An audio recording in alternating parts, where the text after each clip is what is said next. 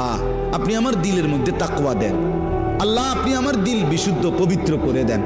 আনতা খায়রু মান যাক্কাহা, আপনিই তো হচ্ছেন সর্বোত্তম পবিত্রতাকারী।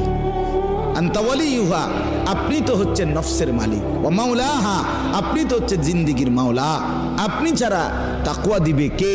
আপনি ছাড়া হেদায়েত দিবে কে? মাওলা আল্লাহুম্মা আসলিহ লি শা'নি কুল্লা ওয়া লা তাকিলনি ইলা নাফসি তারফাতা আইন।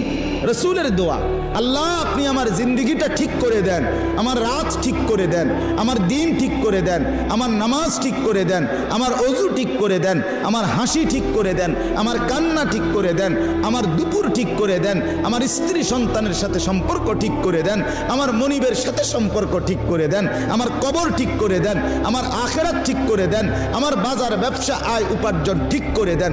আল্লাহ সব ঠিক করে দেন। আমারে আমার মনের চাহিদার উপরে এক সেকেন্ডের জন্য, এক পলকের জন্য থাকতে দিয়েন না।